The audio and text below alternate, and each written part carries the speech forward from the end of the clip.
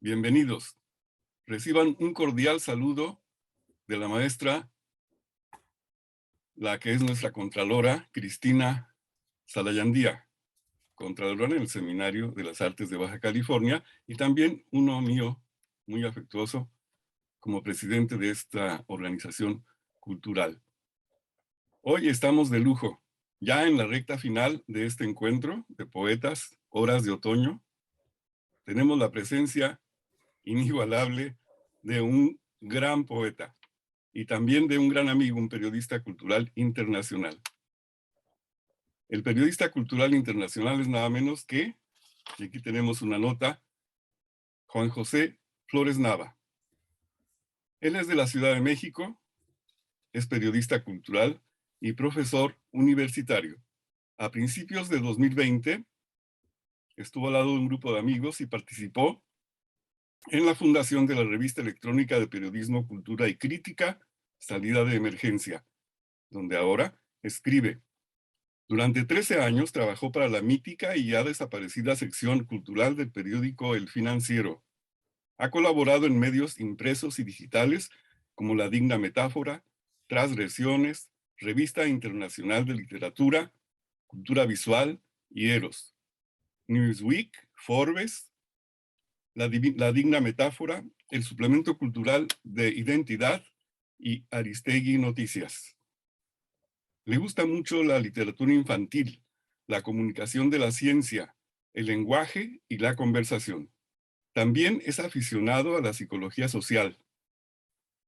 Es admirador del Atlas y practicante. Siempre, cuando se puede, le gusta el dolce far niente. Eso sí, presume que todavía no es especialista en nada.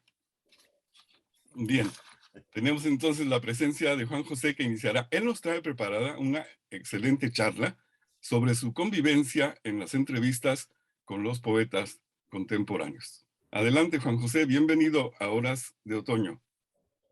Muchas gracias, poeta. ¿Qué tal, Manuel? Un gusto estar aquí compartiendo esta sesión contigo. Y bueno, un saludo, imaginando algunos espectadores que nos mirarán en un futuro gracias a esta tecnología, gracias a que uno puede grabar este tipo de charlas y recuperarlas más tarde. En efecto, yo lo que quiero hacer es compartir algunos momentos y algunos muy pequeños momentos de la posibilidad que he tenido, gracias a este maravilloso oficio de periodista, de conversar con muchos poetas, entre otros escritores y artistas. Pero hay algunos poetas que han sido muy significativos en este proceso, en este tiempo, en los que llevo haciendo periodismo cultural, ya más de 20 años. Eh, Quisiera empezar diciendo con este asunto de la poesía, que uno casi siempre empieza con la poesía, ya sea como autor o como lector, da lo mismo, por bocetar momentos bellos o dolorosos, pero siempre extraordinarios. Extraordinarios al menos ante nuestras propias pulsaciones, momentos que se gozan o que se sufren ante la persona amada, deseada, admirada. Aparece entonces una mágica relación específica de versos que quizá fueron o serán entregados alguna vez a una mujer o a un hombre, vaya uno a saber, cada quien. Luego acaso uno intenta atrapar con la palabra el día a día, sin dedicatoria alguna, situaciones, ideas, sucesos cotidianos que brillan, emotivos o melancólicos. Son pues las dos caras de nuestros primeros versos, como autores o como lectores, insisto, da lo mismo. Una cara llena de ternura, la otra con esas lindas trivialidades de la existencia. Diría Neruda, por ejemplo, en estos versos de pequeña rosa, rosa pequeña, a veces diminuta y desnuda. Parece que en una mano mía cabes, que así voy a acercarte y a llevarte a mi boca. Pero de pronto mis pies tocan tus pies y mi boca tus labios. Has crecido. Suben tus manos como dos colinas. Tus pechos se pasean por mi pecho. Mi brazo alcanza apenas a rodear la delgada línea de la luna nueva que tiene tu cintura. Y Neruda continúa. Pero a veces también aparece una voz que ha madurado y se compromete con la dignidad humana, con la reivindicación de la memoria histórica, con la verdad, con la denuncia de las injusticias. Entonces la poesía anda por nuevos derroteros. Allí el lenguaje se estira hasta sitios insospechados, hilvanando obras que deshacen y rehacen juegos de palabras. La poesía, en este caso, como purificación del encuentro. Diría, por ejemplo, Juan Gelman: entre tantos oficios, ejerzo este que no es mío, como un amo implacable me obliga a trabajar de día, de noche, con dolor, con amor, bajo la lluvia, en la catástrofe, cuando se abren los brazos de la ternura o del alma, cuando la enfermedad hinde las manos. A este oficio me obligan los dolores ajenos, las lágrimas, los pañuelos saludadores, las promesas en medio del otoño o del fuego, los besos del encuentro, los besos del adiós. Todo me obliga a trabajar con las palabras, con la sangre. Nunca fui dueño de mis cenizas. Mis versos, rostros oscuros los escriben como tirar contra la muerte. Sin embargo, cuando alguien se empeña en seguir andando sobre versos, tarde o temprano descubrirá que, como dice el gran poeta romano Ovidio, todo aquel que ose llamarse poeta debe de cargar sobre sus hombros un gran tema, siempre y cuando sea capaz de soportarlo, eso sí. Es el caso del poeta Antonio Leal y las sirenas que cobran vida en su talaza. Un libro que recuerdo en el que Leal se mete a la mina con pico y pala y entonces encuentra sirenas bogavantes, olas que cabritean, horas núbiles, náufragos aún dentro del curricán, días mandala, canoras sirenas que laudan, dádivas de conchas cantadas siempre en todos los balandros. A la sirena ligia inmemorada, magnificente musa de la flauta. Palabras que al poeta le fueron sugeridas en sueños, me dijo alguna vez, porque sabe bien que en su oficio no se puede incluir cualquier palabra.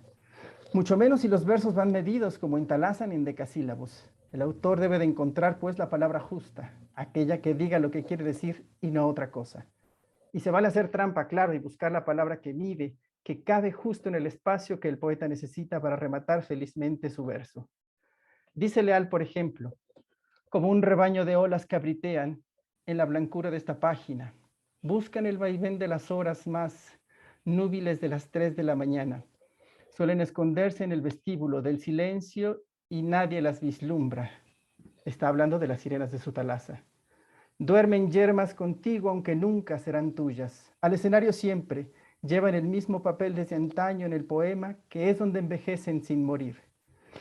Se les puede invocar en las puertas del sueño, memorando antiguos nombres de náufragos infaustos que playean entre escombros, quienes buscan un trozo infalible, algún breve cascajo de salitre, el ansiado maderamen de un barco perdido entre la pujanza marítima, sacudiendo inútiles botellas vacías que hoy repiten desde la punta de este lápiz: Rilke, Rilke, Rilke, canto augural de las sirenas cuando así fustigan sobre los nombres el venal deseo.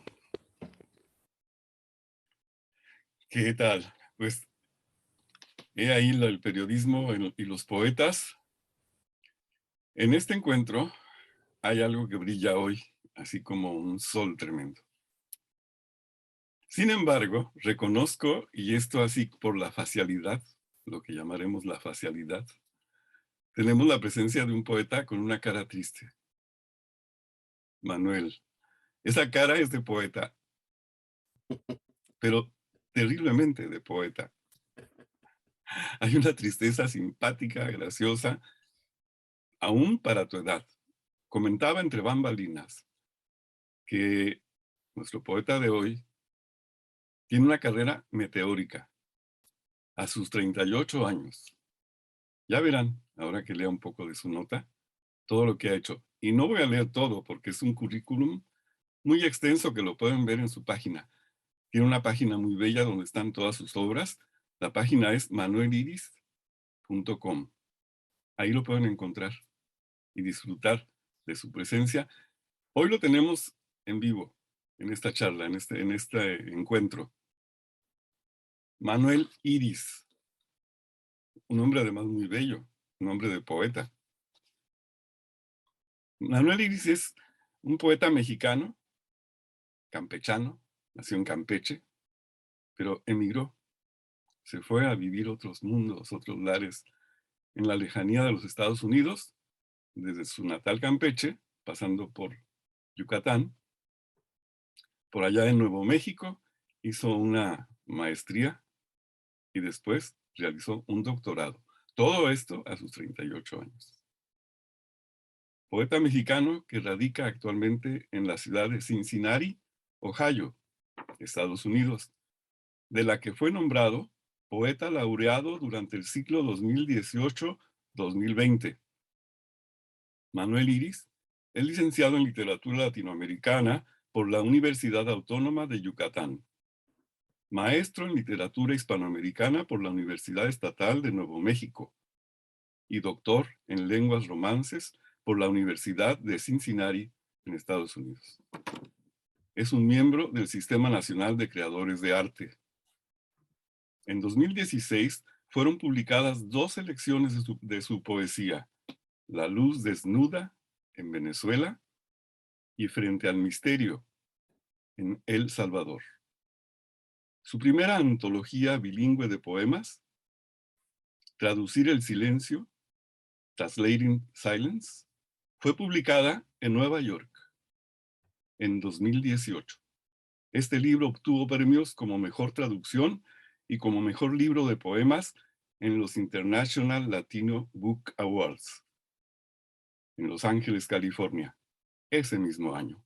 Y podría seguir por todo el encuentro leyendo el currículum tan intenso de este gran poeta. Pero está con nosotros Manuel Iris. Bienvenido, Manuel. Gracias, Lauro, gracias, muchas gracias.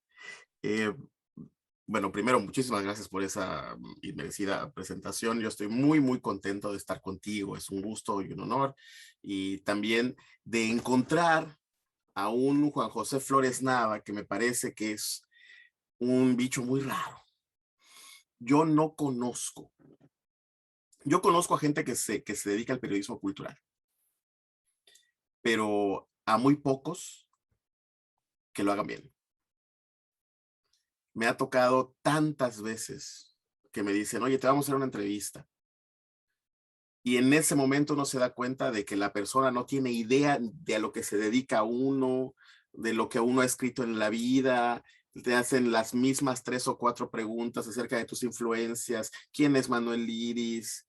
Y escuchar a un periodista cultural que es capaz de hablar y de reflexionar sobre los poetas y su acercamiento a la vida, y además con sensibilidad poética, pues es muy raro. O sea, yo no conozco muchos, Juan José. Eres un garbanzo de a libra. Es muy, muy raro, muy raro. Yo no conozco muchos. Hay, pero no son muchos. Yo diría que es igual de raro que encontrar un poeta que de verdad lo sea, ¿no? Hay quien se dedica a hablar del periodismo cultural y hay quien se dedica a la cultura y habla de ella y es un periodista cultural, ¿no? Entonces, estoy muy contento de conocerte y muy honrado con esta invitación, Lauro,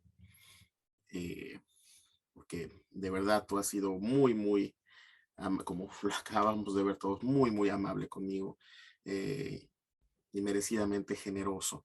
Y quiero públicamente agradecerte esa generosidad que has tenido varias veces ya, de verdad. Muchas, muchas gracias. Yo, ¿qué les platico? Estamos ahora los 3 en 3 lugares distintos del globo y sin embargo reunidos por la misma cosa, ¿no? Que es la poesía. Igual que toda la gente que nos estará viendo, y yo creo que todos los seres humanos tenemos cosas que nos unen y sobre esas es que la poesía se cimenta, ¿no? Yo creo que es en la experiencia de la humanidad compartida, donde la poesía adquiere su fuerza, ¿no? Y lo cual es importante decirlo, sobre todo ahora que todo el mundo está tan obsesionado con la personalización de todo. Es curioso porque todo el mundo quiere ser único, pero nadie quiere estar solo, ¿no? Entonces hay esa contradicción contemporánea de querer separarnos de todo, de querer distinguirnos de todo y no querer perdernos de nada, ¿no? Hablando de mi propia condición, quiero leer un poema para empezar, una charla, ¿no? Tú dijiste hace rato que yo nací en Campeche y después me fui a Mérida y después fui a Nuevo México y ahora vivo en Cincinnati. Y entonces eso ha generado que para mí el andar de un lado a otro se haya convertido en parte de mi personalidad e incluso de mi poética personal, ¿no? El poema que voy a leer se titula Soy de aquí. Y debo de decir que es un tipo de poema que en el estado de Ohio, Indiana y Kentucky hay una poeta en lengua inglesa que se llama Georgella Lyon. Y esta mujer que da hasta hoy muchos talleres literarios, se inventó como writing prompt, como estímulo creativo, un tipo de poema que es el poema de dónde eres, ¿no? Y entonces uno le pone a los estudiantes en preparatoria y tal, les preguntas de dónde eres, y ellos tienen que decir no un sitio, sino una emoción, un recuerdo, un olor, y tienen que dar una lista de sitios emotivos de los que vienen. Entonces, escriben cosas muy lindas, como yo vengo del aroma de mi abuela cocinando en las mañanas, no sé qué, yo vengo del dolor de mi padre cuando murió, yo vengo, y uno se presenta, ¿no? Entonces, es una cosa que se hace muy tradicionalmente aquí en el estado de Ohio y Kentucky, porque ella lo inventó y fue muy exitosa. Un día haciendo eso con estudiantes en una clase de creación literaria, un estudiante me dijo, ¿y usted por qué no escribe su Soy de aquí? Y me metí en problemas porque como inmigrante la pregunta es ¿de dónde soy? Porque para mí todo estaba muy claro hasta que mi hija nació de este lado. Y entonces yo me niego a ser un extranjero en la vida de mi hija, ¿no? Y bueno, escribí este poema que se llama Soy de aquí. Soy de aquí. Uno es de los sitios a los que ha llegado, del idioma en el que no puede soñar y un día sucede y se despierta preguntándose cuál es su casa ahora, cuando siempre hay corazón en otra parte. Uno proviene de las calles que ya nunca son las mismas al volver. Proviene del momento en el que decidió partir y de ese otro en el que entiende que todo se aleja, que es imposible quedarte aunque te quedes, que es imposible aunque regreses, regresar. Escribo un verso que es como una despedida y lo señalo. Soy de aquí. Porque al final uno es de ahí, de la poesía. Es la única patria que uno se lleva a todas partes cuando se dedica a esto. ¿Qué tal? ¿Leemos más o quieres platicar sobre este? Pues no sé qué diga Juan José. Leemos más, yo creo, poeta. Nos quedamos, bueno, personalmente me quedo con el deseo de escuchar un poco más de Manuel Iris, que es muy interesante, Manuel, esto que comentas. Finalmente yo también de alguna forma soy viajero, aunque viví por 37 años en la Ciudad de México. A pesar de eso, siempre estuve viajando. Mis padres son de pueblos muy pequeños. Mi papá es de Cocula, Jalisco. Has de recordar aquella canción de Cocula es el mariachi. Cocula es el mariachi, ¿no? Exactamente. Y mi mamá es de un pueblo muy pequeño en el Estado de México que se llama, tiene el bonito nombre de San Pedro, Buenos Aires. Entonces, me gustaba mucho estar con los abuelos, aprovechar cualquier vacación para viajar, ¿no? Y mi papá también invertía sus pocos ahorros o sus deudas más bien, en llevarnos siempre a distintos lugares del país. Entonces, tuve la posibilidad de viajar muchísimo y después mi hija nació en Querétaro, entonces empecé a viajar constantemente a Querétaro. Me fui a Ensenada un tiempo, estoy de vuelta en la Ciudad de México, luego regreso a Querétaro, es decir, me pasa un poco esto que tú dices, ¿no? Eh, Tratar de encontrarse es un proceso muy difícil, es muy complicado tratar de entenderse, porque cuando estoy en Ensenada me dicen que hablo como chilango, cuando estoy en la Ciudad de México me dicen que hablo como norteño, cuando estoy en Querétaro no saben ni de dónde soy. En fin, esto lo lleva a uno a cuestionarse exactamente dónde eres, ¿no? Y me satisface mucho escuchar que has encontrado en la poesía ese lugar en donde, al que siempre perteneces, ¿no? En el que no te sientes como un extranjero, en el que te sientes Claro, propio, ¿no? claro. E incluso he tenido ese debate con algunos compañeros porque cuando hablamos de lo que uno es o a lo que uno pertenece, yo prefiero definirme primero como poeta y después como todo lo demás. O sea, yo creo que sí, que si Dios existe, que si en algún momento alguien nos estaba haciendo en otro mundo, nos estaba ensamblando, yo creo que ese ser, esa inteligencia, ese primer motor, dijo, bueno, voy a ser un poeta, y luego le puso lo demás. Luego dijo, iba a ser mexicano, iba a ser chaparrito, iba a tener el pelo rizado, y todo lo demás. Pero lo primero, lo que me define a mí en el mundo, lo que yo creo que es mi centro, es el hecho de que me dedico a esto. Qué Yo maravilla. tengo la convicción de que si yo hubiera nacido en China en el año 1500, yo hubiera sido un poeta chino del año 1500. O Claro. sea, eso es lo que no iba a cambiar. Quiero recordarles, amigos que nos escuchan, que estamos en Ensenada, Baja California, la novia azul del Pacífico, como alguna vez se le llamó, aunque también le conocen como la bella Cenicienta del Pacífico. Anda, Es un los dos nombres son puerto, preciosos. es un puerto muy amable al que están invitados, y desde aquí nos fuimos volando hasta Querétaro, con el periodista que hoy nos acompaña, Juan José Flores Nava, y nos fuimos volando también hasta Cincinnati, Ohio. Que mira, yo pronuncio Cincinnati como en California, pero tú pronuncias Cincinnati. Sí, sí, Algo sí. así como Bueno, muy... mira, Y fuimos volando, como les digo, hasta Cincinnati y queremos oír, estamos ávidos en este puerto, en este mar, en esta sal de las olas, de escuchar a los dos.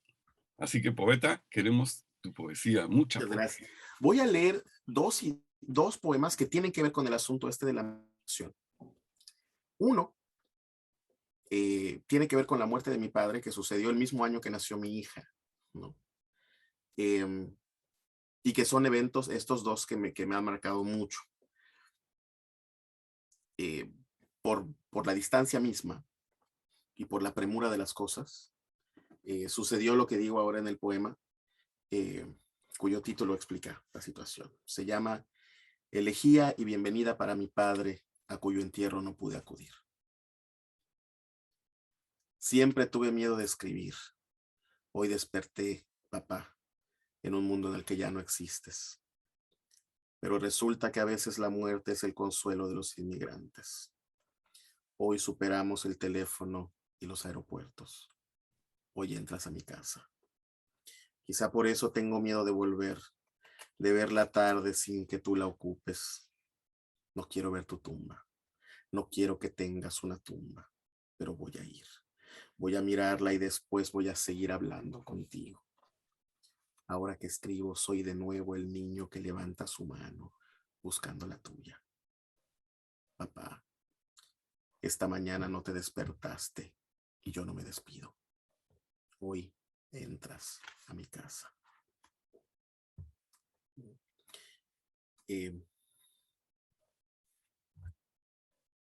Esa situación del inmigrante, que de alguna manera la muerte de mi padre, en lugar de alargar la distancia entre nosotros, la cortó. Porque cuando él estaba vivo, yo sabía que él estaba allá, en esa casa, y que no me estaba viendo a mí, ni a su nieta, ni nada. Pero el día que murió, yo sentía que sí, ahora sí nos estaba viendo, ahora sí estaba entre nosotros. Entonces su muerte en realidad lo acercó, porque se acabó la distancia física, ¿no? Antes estaba encerrado en su cuerpo y su cuerpo estaba allá, y ahora no. Yo, por supuesto, no tenía idea de este poema, sino hasta que eso sucedió. Yo pensé que el poema iba a ser una especie de lamento cuando me senté a escribirlo y terminó siendo una bienvenida, ¿no? Porque la poesía siempre escribe lo que se le da la gana con uno, ¿no? Uno intenta. Y el siguiente poema que quiero leer es un poema que he leído muchas veces y que habla de una situación muy particular de los que somos inmigrantes en un país que tiene otro idioma, ¿no? Cuando nació mi hija, yo tenía mucho temor de qué idioma iba a preferir ella hablar. Y porque además yo no vivo en California, yo no vivo en Texas, aquí no hay en Cincinnati, en Ohio, no hay una cantidad de hispanos que sea, vamos, representativa como en las ciudades o estados que ya mencioné, ¿no? Entonces es muy difícil defender el idioma dentro de la casa. Y el poema se llama El idioma de la casa. A veces tengo miedo de que hables el idioma en el que no puedo soñar. Casi siempre deseo que primero vivas el idioma de la casa, el mismo en que te arrullo, en el que te imagino platicándome tus cosas. Todavía no distingues que afuera hay otra música. Últimamente tengo miedo de los meses porque tú has nacido aquí, en este sitio, en este idioma en el que soy un extranjero y yo quiero vivir dentro de tu mundo, del idioma que tendrás, de tus palabras. Me da miedo que conozcas la imposibilidad de pertenecer, pero te harás tu patria, como cualquiera. Si te preguntan de dónde eres, diles que has venido del corazón de tu padre, de un corazón que aprendería cualquier idioma para hablar contigo. Son dos diferentes aspectos pues de la vida de un tipo que se dedica a las palabras en un idioma del que no está rodeado, ¿no? Y pues son dos poemas muy personales. No todos mis poemas son tan personales como los que he leído aquí. Este libro, que es el último, que se titula Lo que se irá, es mi libro más personal. Yo nunca había hablado ni con un lenguaje tan claro, tan sencillo, ni de temas tan íntimos. Esto me sucedió en mi último libro solamente, lo cual me asustó un poco como autor, la verdad. Claro. Ya que Manuel está hablando de estos momentos íntimos, de estos momentos personales, me gustaría avanzar un poquito más en en la propuesta que quiero presentar, que quiero compartir con ustedes y con quienes nos ven el día de hoy, en relación a estos momentos que ha señalado muy bien Manuel Iris, ¿no? La poesía que siempre escribe lo que se le da la gana, ese idioma en el que no puede soñar, y esta frase hermosa que es muy importante y muy significativa para mí, ¿no? Que también tengo una hija que vive en este momento alejada de mí por circunstancias de la vida. Y esto de que si te pregunta de dónde eres, diles que eres del corazón de tu padre, ¿no? También esta situación, esta pertenencia, esta proximidad, este amor. A veces uno, frente a la poesía, como decía hace un momento, tiene cierto miedo, tiene ciertas reticencias, tanto como autor a veces y sobre todo como lector, ¿no? Ante colosales despliegues del lenguaje, uno de repente se amilana, se siente chiquito frente a la poesía, a veces aturdido, inútil, torpe, incapaz de acometer incluso algún día con un poquito de seriedad, como decías, Manuel, este titánico oficio de tejer palabras cargadas de tanto silencio y belleza, de tanta cadencia y musicalidad. Pero un día me encontré con una mujer que me pareció a mí siempre muy valiente, lamentablemente ya no está con nosotros. Es Minerva Margarita Villarreal, ¿no? Una poeta de la sensibilidad y del amor, y diré poeta y no poetisa, porque muchas de Claro, ellas claro, les claro, gusta que claro. les llamen poetas, entonces diré poeta. Poeta del abandono y de la soledad, poeta de la ausencia y del dolor, de la herida y del sueño. También en la frontera entre México y Estados Unidos se desplazaba ella misma. Y me dijo un día que de pronto empezó a escribir poesía. Y entonces dijo, soy poeta. Apenas había pergeñado unas cuantas líneas, pero se atrevió a decir con toda inconsciencia y supongo que con toda inocencia, soy poeta.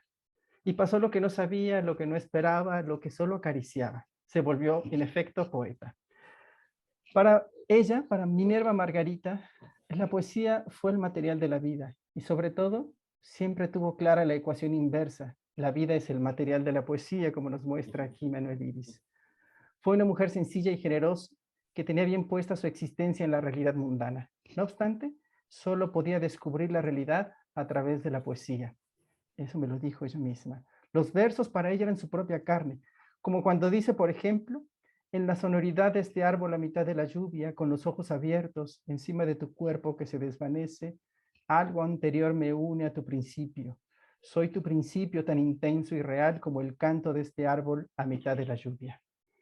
Minerva Margarita sabía que para que se dé el poema, tiene que haber una afinidad y una comunión entre sentido y sonido, que es lo mismo que decir entre destino y música. Y destino es sentido como en un anagrama. El ritmo no puede estar ausente. Tiene que haber siempre un tono, algo que lo construya. Y eso que va construyendo al poema es precisamente el ritmo. El ritmo es una música y uno en esa música tiene que perderse para encontrarse. Con todo, es muy importante no creer que la poesía le pertenece a unos cuantos elegidos, como a veces creemos y nos alejamos de ella. Minerva Margarita no se ausentaba de la existencia más terrenal para crear. Por muchos años, la computadora y el escritorio que empleaba para escribir estaban en un pequeño rincón aledaño a la cocina de su casa. Un tiempo tuvo, sí, una oficina en el interior de su casa, pero de repente sus hijos la llamaban y tenía que bajar y a ella le gustaba atenderlos. Y entonces en este subir y bajar perdía mucho tiempo y energías y dijo, voy a poner mi escritorio y mi computadora al lado de la cocina y ahí escribía. Ahí escribió por muchos años. Le gustaba entender el arte como la vida misma. Así que se le volvió un asunto imposible de deslindar de su trabajo como poeta. Todo esto que para ella significaba ser madre, esposa, amante, profesora, editora, lo más importante para ella era la posibilidad de encontrarse con lo inusitado. Y en la poesía aparecía siempre lo inusitado. La poesía se le aparecía en cualquier rato, con cualquier ente, una piedra, una flor, una luz, como diría Rubén Darío, con un verso y una perla, y una pluma y una flor, hacerla decorar un prendedor.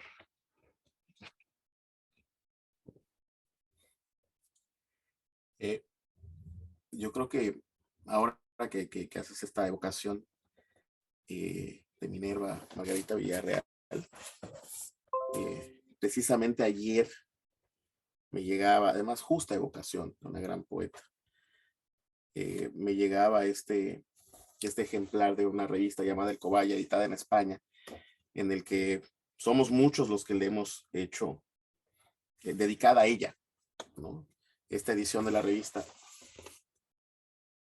ha sido dedicada a ella y somos muchos poetas de España y de México que le hacemos homenaje. Yo creo que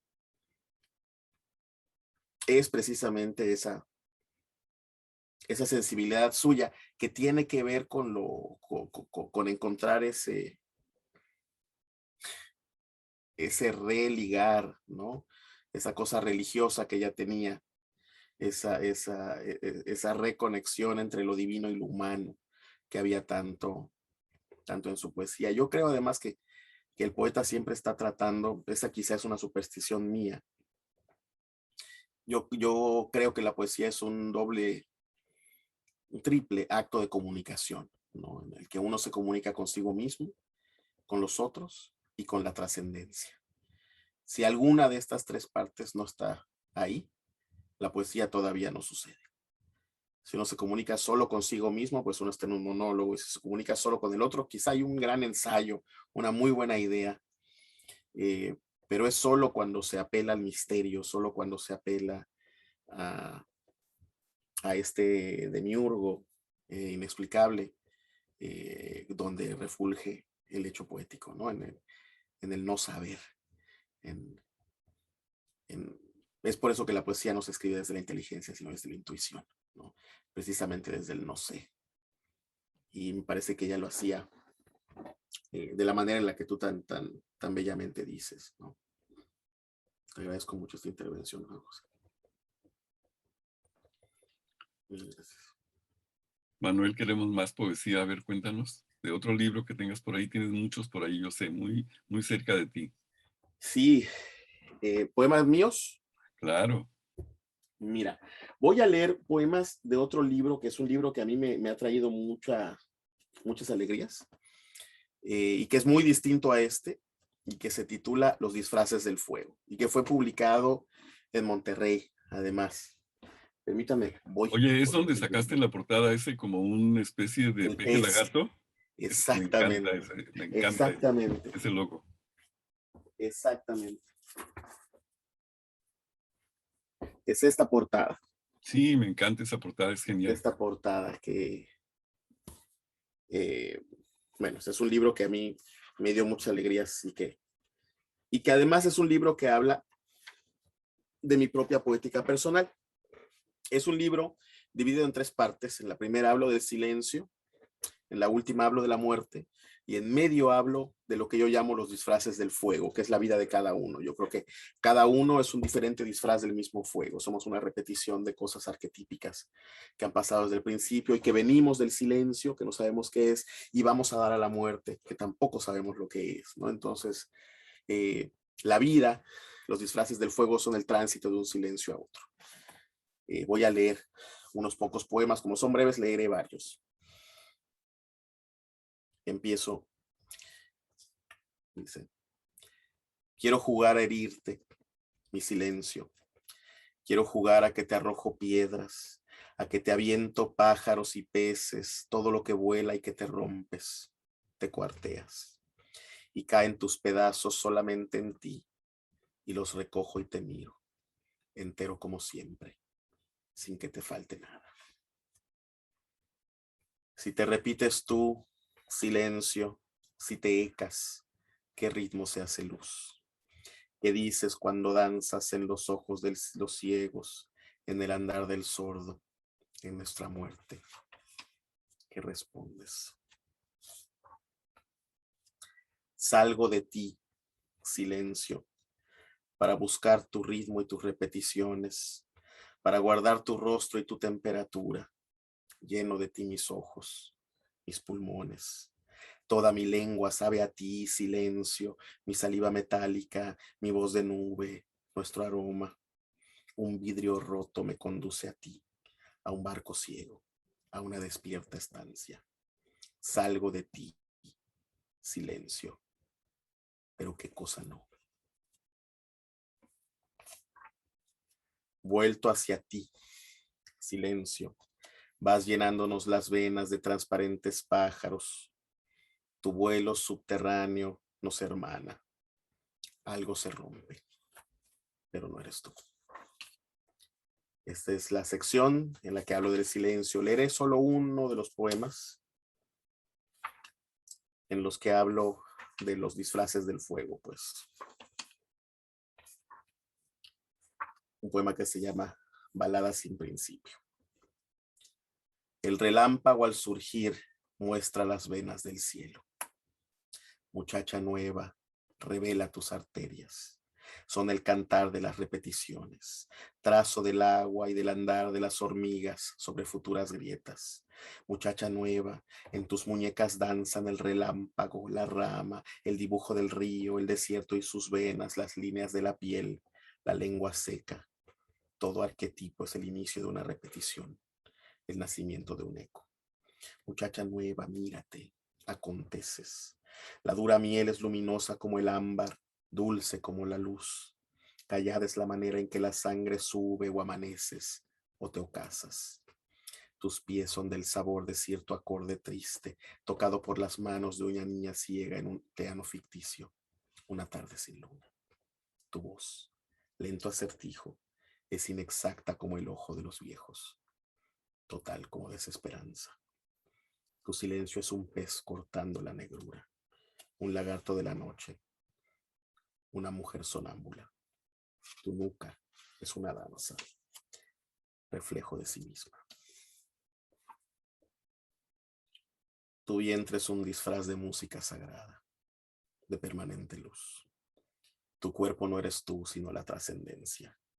Eres un túnel que se abre desde ti, que de ti parte hasta la oscuridad de un teatro abandonado en que respiran los instrumentos de una orquesta sinfónica. Tu cuerpo es una forma de la música. Es el disfraz de todo lo invisible. Me voy a saltar hasta la última parte del libro para leer algunos poemas en los que hablo de la muerte, pues.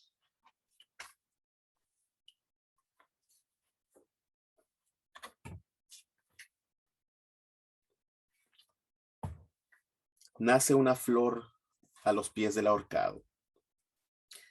Cierta y serena, la flor se adentra y se prolonga en el silencio en el que nace y nos une.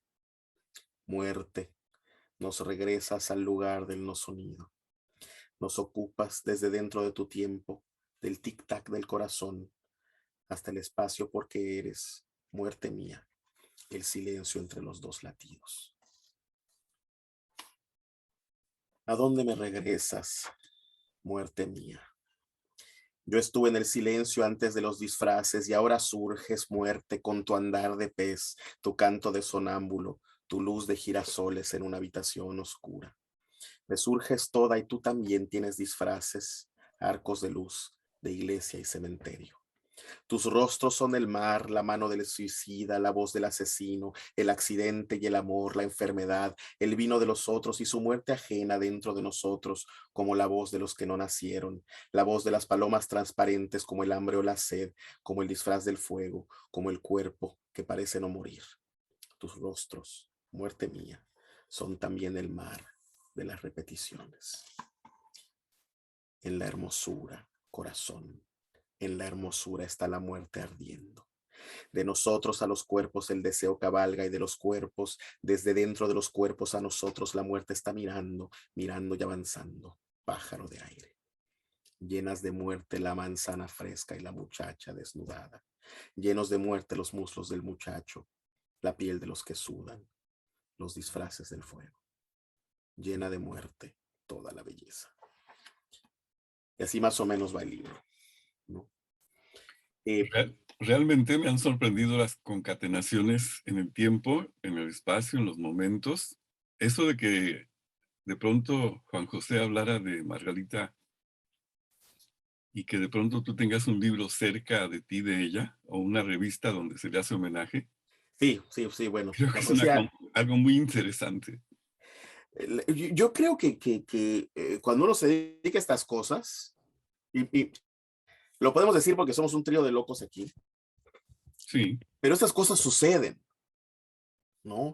Estas sincronías, este asunto sucede con la poesía, sucede eh, a mí también me pareció una cosa mágica que me haya llegado el libro, que lo tenga yo aquí, que de pronto empiece a hablar él de Minerva y luego hacer el cambio a leer este libro, que también es una especie de conexión entre el aquí y la trascendencia, ¿no? O sea,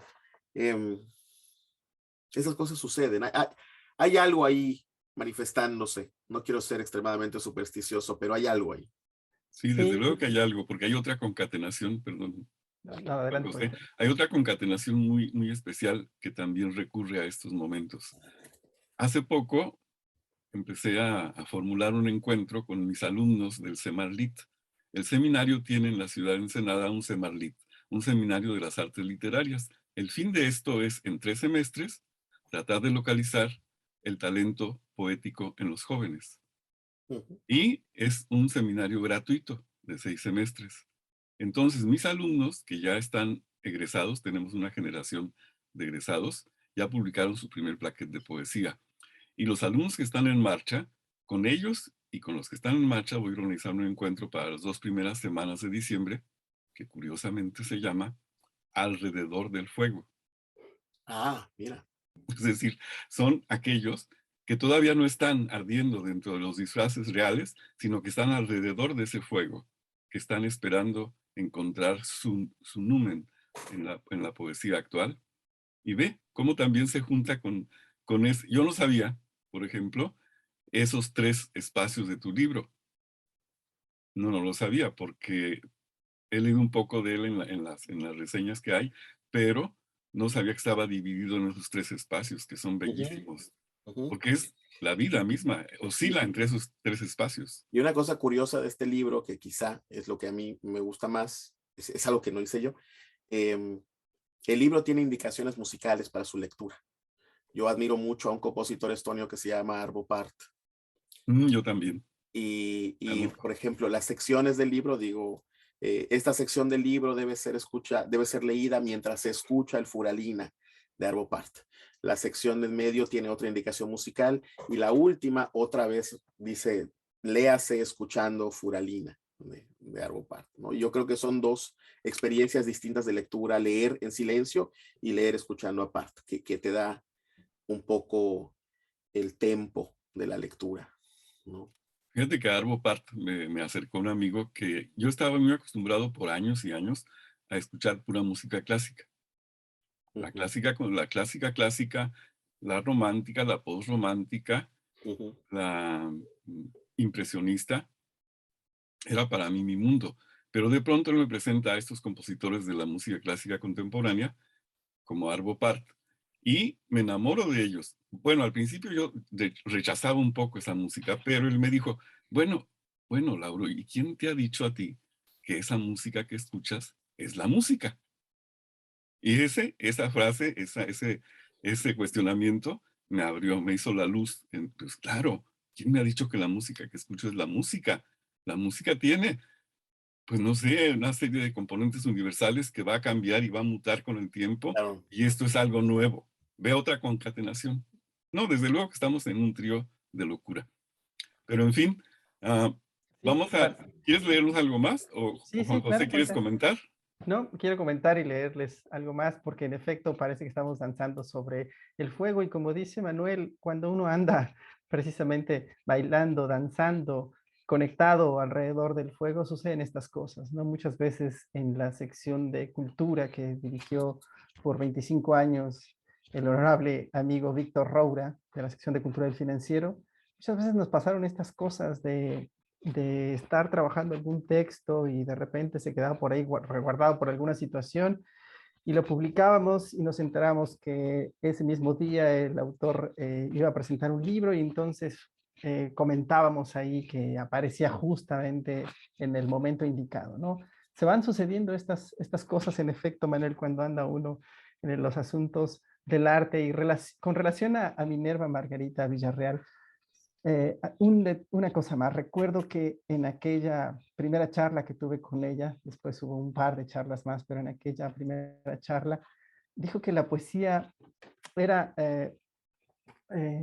como dijo, la poesía es un poco como un sacerdote, dijo una vez en misa, ella, como decías, era una mujer religiosa y entonces en una misa un sacerdote dijo que para Dios no hay tiempo porque su tiempo es la eternidad. Y así funciona la poesía, ¿no? Es exactamente así. Para la poesía no hay tiempo. A Paul Valéry recordaba, Margarita, le llevó 25 años escribir El cementerio marino. Es decir, un poema exige muchas veces pagar la factura, ¿no, Manuel? ¿Te ha Así pasado? es. Así es.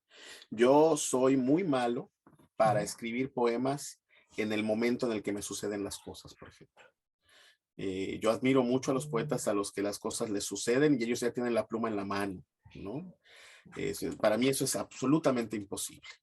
Yo necesito madurar lo que sea que yo esté sintiendo porque no puedo escribir con sentimientos, yo necesito palabras, ¿no? Como cualquiera.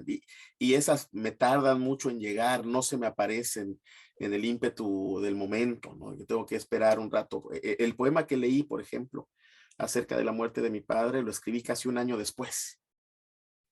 Y es un poema para el que me estuve preparando mucho, porque la muerte su muerte no fue una sorpresa, ¿no? Ya estábamos más o menos esperando. Yo ya sabía que iba a escribir un poema sobre la muerte de mi padre, ¿no? Yo ya sabía, incluso me dediqué a estudiar. Dije, bueno, vamos a leer poemas sobre la muerte del padre, vamos a ver cuál es esta tradición, ¿no? Eh, había ensayado yo títulos, yo estaba más o menos preparándome con miedo, porque uno no se quiere preparar para eso, no se quiere, pero dije, bueno, vamos a leer lo necesario. Cuando sucedió me quedé completamente en silencio, me rebasó. Y eh,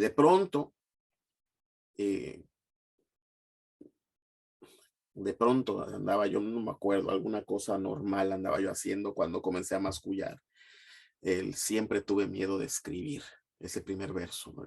Siempre tuve miedo de escribir, papá. Y a partir de que eso fue lo que yo quería decir, yo no sabía cómo decir lo que quería decir y al final me pareció muy obvio. Bueno, es que llevas meses, años quizá, teniendo miedo de escribir este poema. Entonces, lo primero que hay que hacer es decir eso, ¿no? Siempre tuve miedo de escribir, hoy desperté, papá, en un mundo en el que ya no existes, ¿no? Descubrir esa forma de la orfandad, o sea, despertarte en un mundo que está más vacío.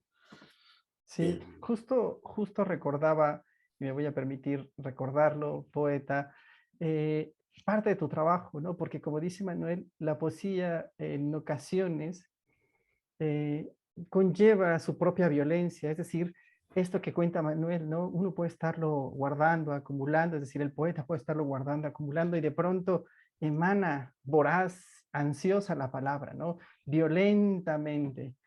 Eso sucede cuando los imprevisibles diques de la experiencia revientan ante la indomable empuje de las emociones. Y eso me recuerda mucho tu trabajo, poeta. Las emociones, los sentimientos acumulados estallan, ¿no?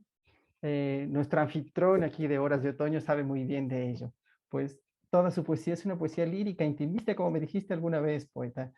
En cada palabra, en cada verso, en cada poema, en cada obra impresa, que ya creo que van por el medio centenar, lo que tenemos es un Lauro Acevedo volcado a la creación. Pueden pasar meses, años tal vez, como decías, Manuel, sin que Lauro, en este caso, escriba algún poema. Pero cuando lo hace, me ha tocado verlo, no puede parar, ¿no? Hasta que termina. Pluma, papel en mano, palabras van haciendo, la atmósfera, las emociones, los pensamientos, los silencios, la música que es tan importante, son una sola cosa con Laura. Y cuando la obra está acabada, eso se nota. Así, cada instante se le vuelve al poeta una cuenta más para hilar en el sartal. No por nada uno de sus poemarios, creo, se llama precisamente Sartal. Y hablando del padre, lo expresa así Laura en uno de sus más recientes, en uno de sus poemas que más me conmueve, ¿no? Que se llama Gracias al otoño, precisamente. No voy a leer todo, pero voy a leer una parte, porque es un poema que me parece de un poder y también, como decía hace un momento, ¿no? De una violencia de repente, de una emanación voraz, ansiosa por contar, por narrar algo que uno ha guardado por ahí muchos años. Hoy quise escribir sobre mi padre, dice Laura, y la hoja ha permanecido en blanco, porque primero quiero perdonarme por no haber entendido su lenguaje. De seguro lo tuvo y no me acuerdo. De seguro que quiso y no me acuerdo. Tal vez acudía a mí con la mirada cuando yo lo buscaba con la palabra. Tal vez acudía a mí con la sonrisa cuando yo buscaba la palabra. Tal vez acudía a mí con la violencia cuando yo buscaba el abrazo. En ese eterno tal vez, y gracias al otoño que insertó las hojas del dolor en otros huertos de la memoria, hoy lo recuerdo. Lo recuerdo en el amplio patio de la casa, dando tierra a las plantas que cuidadosamente cultivaba. Y así continúa Lauro, con esta emoción que al leerlo para mí siempre me sacude, ¿no? Por eso hablo de la violencia con la que a veces surgen los poemas, Manuel. ¿Y qué hace uno? Uno no puede hacer más que escribirlos, ¿no? Sí, ¿No puedes leer ese poema, Lauro, con esa voz que tienes tú? Mande. Ese poema, quiero que sepas que ese poema me produce a mí, voy a terminar con las lentes llenos de agüita. Es un poema muy, muy, muy crudo, muy...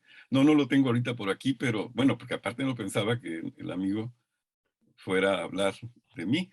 Ah, estamos ahora con Manuel tampoco. Iris, con el poeta Manuel Iris. Ya habrá tiempo de que te lo mande, Manuel. Es un poema largo, que tardé 5 años para escribirlo, y es el reencuentro con mi padre, ya fallecido. El reencuentro con un padre que pues casi nunca tuve porque, como lo digo en el poema, vivió muy alejado de mí, o yo viví muy alejado de él, no lo sé. Pero yo llegó un momento en que me perdoné por no haberlo perdonado. Y surgió ese texto. Es muy largo. Te lo voy a enviar luego para que lo leas con calma. Por favor. Por lo pronto estamos contigo, así que queremos más poesía. A ver, ¿de otro libro tienes por ahí? O... Sí, bueno, también me voy a parar a buscarlo, pero Sí, sí, hay un adelante. libro, yo escribo más o menos, de esto me di cuenta porque me lo dijeron, pero los dos libros de los que acabo de leer están más o menos en los extremos de lo que yo escribo. Hay poemas, hay libros como Lo que se irá o como otro que se llama Cincinnati, Historia Personal, que son libros como muy dedicados a la circunstancia, donde estoy tomando cosas de la realidad doméstica, de la realidad social. Y hay otros, como Los disfraces del fuego o El devocionario, que son libros en los que me dedico más o menos a una reflexión filosófica que a veces toma incluso tintes espirituales o religiosos. Y entonces mi poesía se divide en estas dos tendencias, cosa de la que yo no me había dado cuenta hasta que me lo dijeron, ¿no? Me dice un amigo, me dice, bueno, es que tú o haces uno de estos o haces uno de los otros. Me dice, parece que tú siempre estás en esa dicotomía, ¿no? Entonces, junto con los disfraces del fuego, bueno, no junto, pero vamos, en esa sección de mi poesía, hay un texto bastante más breve que se publicó en Colombia, que se titula Devocionario, en el que de plano me fui de boca con la intención de la reflexión espiritual, ¿no? Algo que ya ensayo un poco en los disfraces del fuego, hablando del silencio y el más allá y la trascendencia.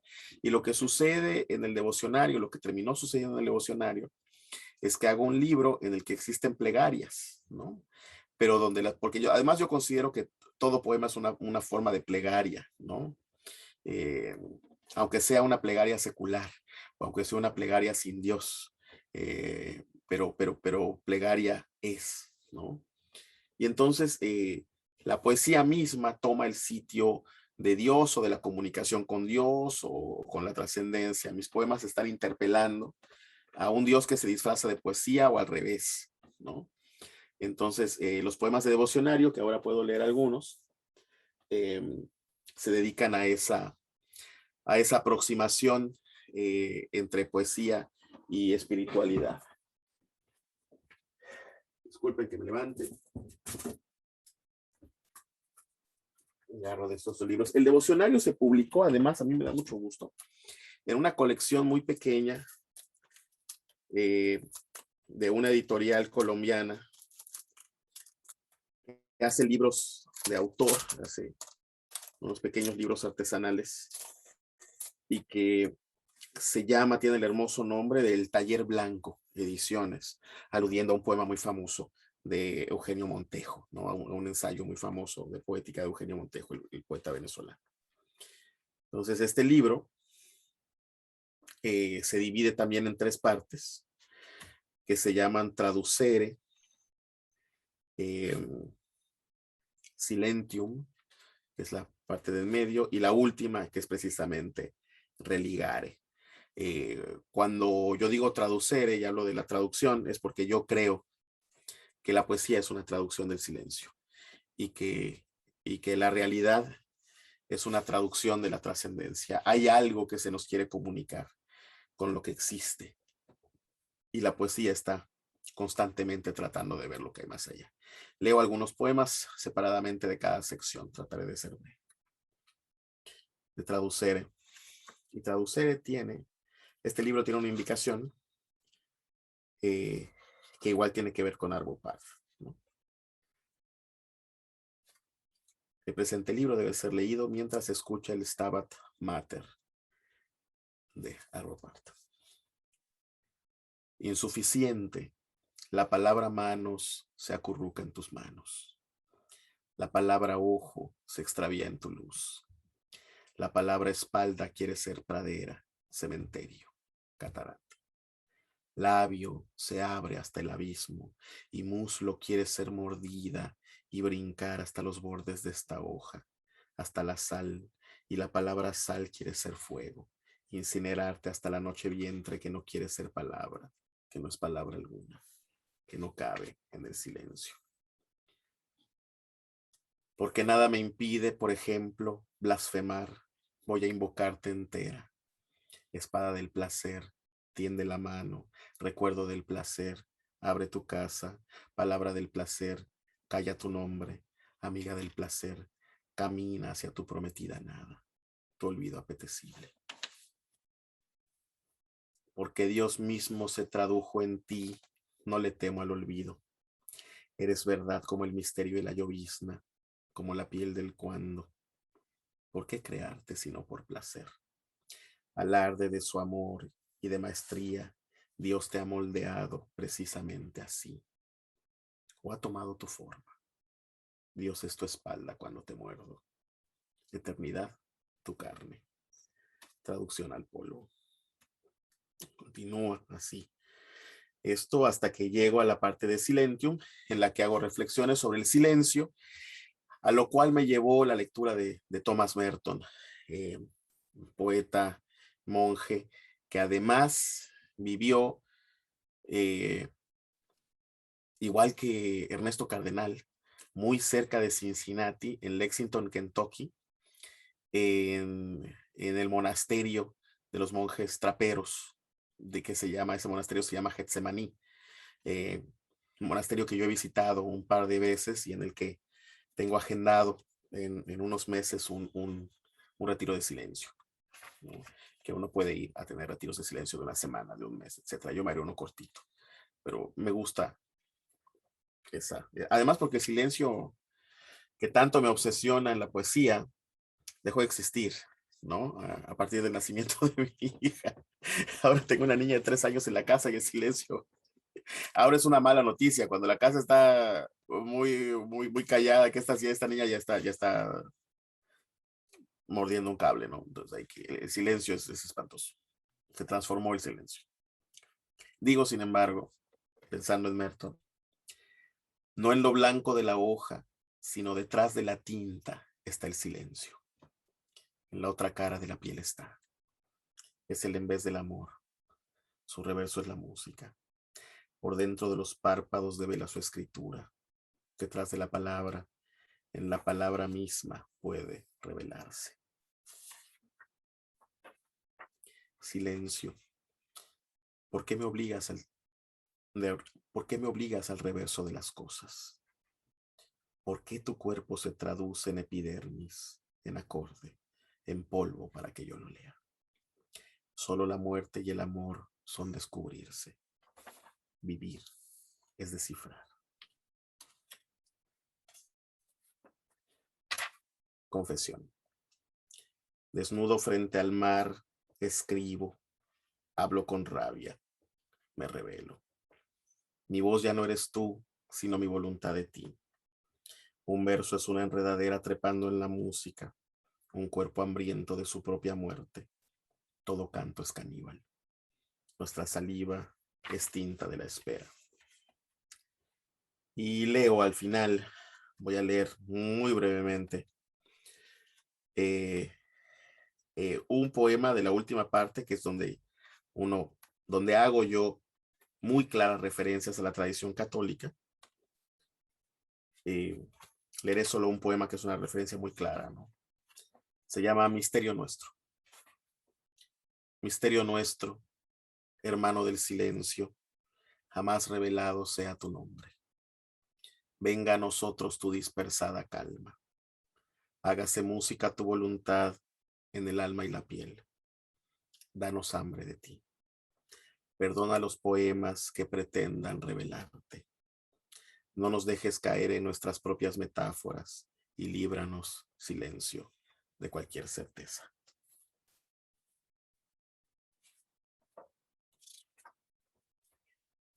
Hay un credo.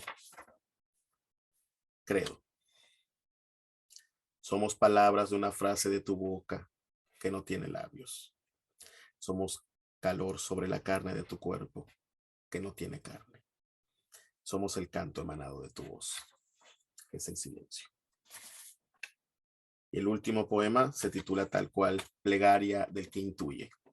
Y yo creo que esto, más que una poética personal, es también la confesión de mis esperanzas, lo que yo espero que la trascendencia sea, ¿no?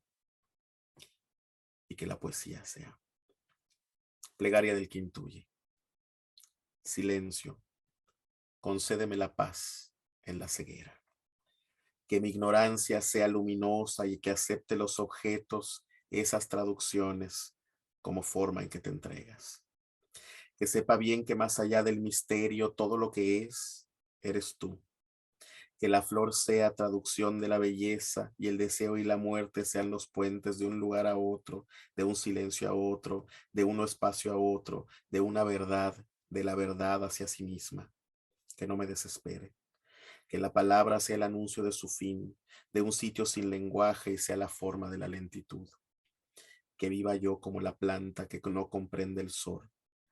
Que viva yo como la planta que no comprende el sol ni el porqué de la lluvia, pero que intuye, agradecida, la dulzura de un fruto que jamás morderá. Que mi silencio aquí vislumbre otro, permanente. Que sea el amor la prueba del amor. y sea verdad que existes. Así sea. Eso es Muy bien, entonces. poeta. Muy bien. Ya hemos llegado al tiempo de final, de un final amable para que el video pues no sea así enorme y no le apaguen al menos Claro. tiempo. Entonces, ah, créeme que ha sido una delicia escuchar a Manuel por primera vez así en vivo, porque esto en la época actual es en vivo. Claro, claro. Y a Juan José, claro que también, pues Juan José es un gran amigo mío, que al que quiero muchísimo. Y me tomé la libertad, Manuel, de al leer tus confesiones en tu página, sacar algunas preguntas de lo que tú confiesas allí. Y entonces se las hice a todos los que ya lo van a ver en los videos, a todos los participantes. A ustedes no puedo hacérselas porque son tuyas. Son como tú te expresas en tu página. ¿Quién eres tú? Tus Ujú. obsesiones, tus cosas, ahí están. De ahí tomé las preguntas, en vez de tomarlas del cuestionario Proust, las tomé del cuestionario abducido de Manuel Iris. Y así lo comenté en las participaciones anteriores. Y lo voy a seguir comentando con otra concatenación, porque mencionaste a Colombia por ahí, y el poeta que viene a continuación, en la siguiente semana y la última de este encuentro, es un poeta colombiano de Neiva, Qué maravilla. Colombia. ¿Mm? Entonces hay otra concatenación, pero quiero hacer cuando menos dos preguntas a ustedes para cerrar. Antes, claro, pueden cerrar con un comentario final, pero estas preguntas son en relación a un ejercicio que hacemos en el Semarlit, que lo llamamos el locus eremus y el locus amenus. Estos dos términos fueron usados en el barroco, en la poesía, como simplemente lugares, como locus lo menciona, lugar, pero nosotros hicimos una metáfora de ello para conllevarlo a toda la vida de las personas. Entonces, cuando preguntamos, cuando escribimos sobre el locus eremus, ponemos todo lo que es terrible en nuestra vida, todo lo que es catastrófico, horrendo, nefasto, terrible. Y cuando escribimos sobre el locus amenus, escribimos todo lo que es bello en la vida, todo lo que es hermoso, todo lo que nos trae gran alegría, todo lo que es la vida plena. Entonces, en ese sentido, yo les voy a preguntar a Manuel y luego primero a Juan José, al periodista, y luego a Manuel. ¿Cuál es para ti, Juan José, tu locus eremus? ¿Y cuál es tu locus amenus? Es decir, traduciéndolo, ¿cuál es tu lugar en la vida hospitalario y cuál es tu lugar inhóspito? En este preciso momento, quizás, bueno, ya desde hace algunos años, el lugar inhóspito es un poco recordando lo que nos decía Manuel al principio. Este, por lo menos en México, esta falta de espacio, esta imposibilidad de llevar a cabo, por lo menos hasta ahora, lo difícil que ha resultado practicar con algunos colegas periodistas un ejercicio del periodismo cultural honorable, decente, amplio, diverso, conocedor, profundo, como muchas veces se hizo en la sección de Cultural Financiero, ¿no? Perdimos ese espacio y desde entonces me siento extraviado. No hay un lugar en el que lo hemos intentado crear, hemos intentado pertenecer, hemos intentado fundar, pero no ha podido concretar, ¿no? Quizás, como también decía Manuel, seguir en esta especie de locura hasta conseguirlo, ¿no? O morirse en el intento. Entonces, uno de los lugares que más me incomoda, que más me desagrada, es esta imposibilidad de encontrar un periodismo cultural. eh, ya, lo diré no solamente eso, periodismo cultural en el país, ¿no? De pronto por ahí hay destellos en algunas secciones, ni siquiera los diarios importantes tienen esos lugares, ¿no? Ni siquiera ninguno de los diarios importantes, es decir, carecemos de un periodismo cultural eh, apropiado, deleitable, generoso, y que sea generoso también con los propios periodistas, ¿no? Que les retribuya, porque hay muchos lugares en donde sí se puede escribir y estos espacios en los que uno encuentra a veces una posibilidad de salir con los textos, como en el que algunos de los que he colaborado o en los que he fundado, en el caso del Salir de Emergencia, pero no hay una retribución económica, uno no puede vivir por el momento de eso, ¿no? Y el lugar más generoso, creo, es la voz de mi hija. cada vez que puedo hablar con ella, cada vez que puedo estar con ella. Creo que ese es el lugar en el que prefiero estar y cerca de los amigos también. Sí, y entre esos amigos incluyo a mis padres, a mi familia, a mis hermanos, algunos de mis primos. Es decir, no solamente estos amigos que he ido conociendo en la vida, sino también algunos de los amigos más cercanos, ¿no? Estos son los dos lugares en los que prefiero moverme, en los que prefiero estar, en los que mi rostro se ilumina y en los que me siento extremadamente feliz, Laura. Muy bien. ¿Y para Manuel? ¿Cuáles son tu lugar, tu locus eremus y tu locus amenus? Y esa es una pregunta muy, muy interesante, muy compleja de contestar, Laura. Yo creo que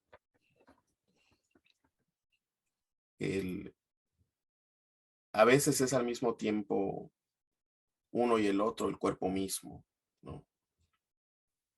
De la circunstancia. A mí me gusta, ahora que Juan José hablaba de su hija, la mía es una niña, tiene 3 años, y nuestra relación es muy física, ¿no? La cargo, la levanto, la abrazo, está chiquita, la llevo en la espalda, jugamos, el cuerpo está ahí, ¿no?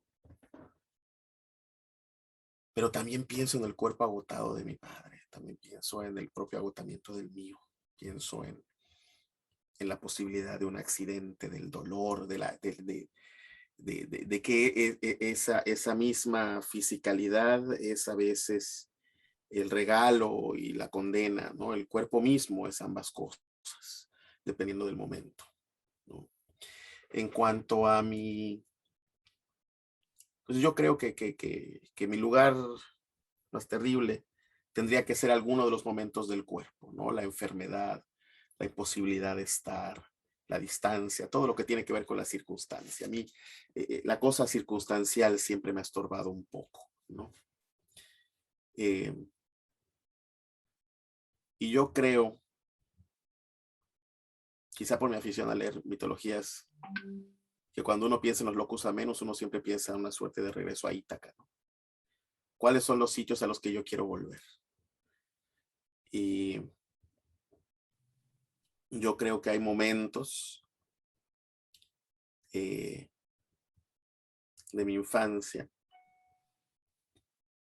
en los que yo no sabía la importancia del momento hasta que dejó de ser, ¿no? Eh, Ahora yo tengo la enorme maldición de estar completamente consciente de la belleza del momento en el que vivo ahora, ¿no? A pesar de la pandemia, que ha sido terrible, que se ha llevado amigos, que se ha llevado compañeros, que ha cortado vidas muy, muy, muy, que no debían haber sido cortadas.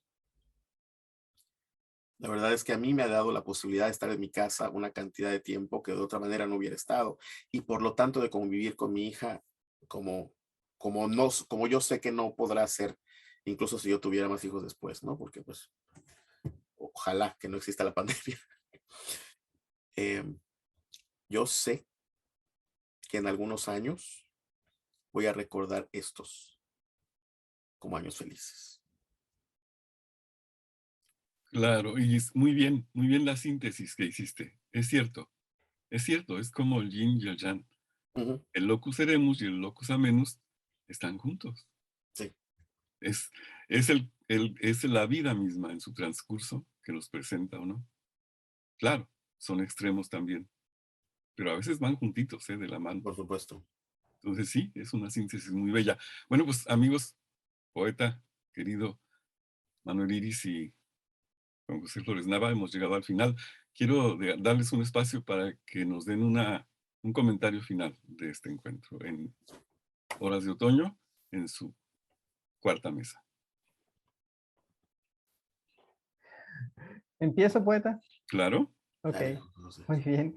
Pues agradecerte a ti la posibilidad de participar con un hombre tan interesante, un poeta que apenas conozco y que de pronto tengo la sensación de haber conocido ya hace mucho tiempo. Es una mesa de amigos, así la siento y como decía hace un momento, estar entre amigos me hace inmensamente feliz, ¿no? Agradezco lo que Manuel dijo en un principio, y solamente con una intuición, apenas acababa de leer yo unos cuantas párrafos y entonces él habla así del periodismo cultural, de mi trabajo y eso se lo agradezco muchísimo. En efecto, hace falta mucho trabajo, no solo en el periodismo cultural, sino en el periodismo en general, pero específicamente en el periodismo cultural las secciones están desapareciendo, están muriendo, se están acabando, ¿no? Pareciera que están acabando y si se acaba es esta exhibición del pensamiento de una sociedad, ¿no?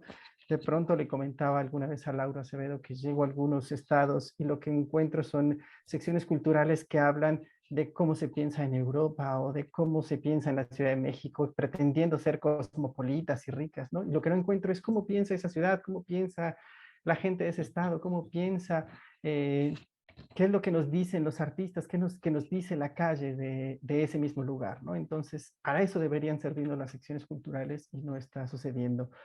Pero bueno, hablando y regresando a lo que en un inicio comentábamos de los extranjeros, de no pertenecer, de estar en territorios extraños, pues esa creo que ha sido uno de los signos de mi existencia, ¿no? Y aquí estoy entrometido como periodista entre tantos poetas que me antecedieron en el uso de la palabra en este encuentro y que continúan aquí con Lauro, con Manuel y que van a seguir en una semana más, creo, en esta encuentro de Horas de Otoño. Así que solo me queda agradecer a la poesía, por supuesto, y a sus creadores por los momentos bellos y dolorosos también. Como decía en el texto, por la emotividad y la melancolía, o la ternura y las trivialidades de la existencia, pero también por la dignidad humana, ¿no? Juan Gelman, por ejemplo, es maravilloso. Ernesto Cardenal, lo mencionabas, Manuel, la dignidad humana que saben poner en primera línea, ¿no? Por la intensa reivindicación de la memoria histórica, por la verdad y la denuncia de las injusticias en la poesía. Me faltó, en efecto, abordar a estos poemas místicos, ¿no? Eh, San Agustín, pienso, al mismo Thomas Merton que mencionabas, más contemporáneamente pienso en el propio Cardenal o en Javier Sicilia, ¿no? Así es. En la poesía el lenguaje se estira de pronto hasta sitios insospechados y uno en el periodismo de pronto quiere hacer eso, pero no se puede porque hay que comunicarse de forma inmediata, hay que apelar al otro, hay que despertar sus sentidos en ese instante, pero de pronto podemos darnos ese lujo, ¿no? Ahí escondida una frase, una palabra. Y a veces uno queda aturdido frente a la poesía, sintiéndose, como decía, torpe, desfallecido, incapaz de acometer para siempre jamás una sola frase. Pero también con ella, con la poesía, uno sabe que la palabra puede ser música y tener ritmo y seguir una cadencia y de pronto intentarlo, ¿por qué no? En una nota informativa, en una entrevista, en una crónica, en un reportaje, ¿no? Todo poema es vida, porque las entrañas de la vida son el material mismo de la poesía y lo sabes bien, Manuel, lo mostraste en esta conversación, en esta charla, ¿no? Aunque parezca estúpido decirlo, solo la poesía es capaz de exponer con toda sinceridad, con toda brutalidad, a veces los sentimientos, los pensamientos, la experiencia. El de la poesía, creo, es el verdadero. Y cuando digo verdadero, quiero decir el más profundo, el único atestado de sentidos, el verdadero lenguaje. Entonces, pues, leamos poesía. Y también, ¿por qué no? De pronto hagamos poesía sin miedo. Porque al final de cuentas, como me dijo alguna vez el maestro Sergio Mondragón, fundador en los años 60, junto con su mujer en aquel tiempo, Margaret Randall, del Corno Emplumado, el verdadero creador no somos nosotros, sino el lenguaje mismo. Entonces, con eso me quedo. Muy Muchas bien, muy gracias. bien. Y Manuel, ¿qué nos dice como nota final?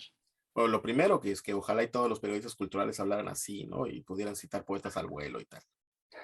Eh, y además yo quiero agradecerte a ti, Lauro, haber sido el conducto para que suceda el milagro que siempre hace la poesía. Yo creo que la poesía me ha regalado a mí nuevos viejos amigos, una y otra vez, ¿no? Gente eh, y eso es algo que sucede entre, entre los tipos que somos así, ¿no? Entre estas personas que nos identificamos con el amor a la poesía o el amor a escribirla, etcétera. pero parece efectivamente que nos conociéramos desde antes, es como si nos reencontráramos cuando apenas nos conocemos, ¿no? Y no siento otra cosa que eso ahora en esta conversación. Entonces yo agradezco que haya sido tu conducto para esto, agradezco además tu paciencia, eh, y que hayas perdonado pues, mis cambios de horarios y mi despiste y todo, además, infinitas gracias. De nuevo, esa generosidad no lo olvidaré, Lauro. Y también la tuya, Juan José, que te dedicas con mucha generosidad y mucha pasión a hacer algo que muy poca gente hace, ¿no? Es quijotesco lo que haces y lo admiro mucho. Muchísimas gracias a ustedes dos, a la gente que estuvo aquí, los que seguirán apretando el botoncito de play para ver las cosas que dijimos. Y pues muchas gracias y un abrazo muy grande a ustedes dos y a todos los que escuchen el abrazo que envío. Pues amigos, hemos llegado al final de la mesa 4 del encuentro de poetas Horas de Otoño. También va un abrazo para ti, Manuel, y un abrazo para Juan José. Poeta No es Manuel, la muchas gracias. primera ni la última vez que nos vamos a ver. Nos vamos a encontrar Gracias. muchos tiempos, en ese tiempo que es nuestro, de amigos, y en la realización de la poesía. Hasta muy pronto, amigos. Nos vemos. Un abrazo, nos vemos. Nos vemos muy pronto. Manuel, mucho gusto, un abrazo. Nos vemos.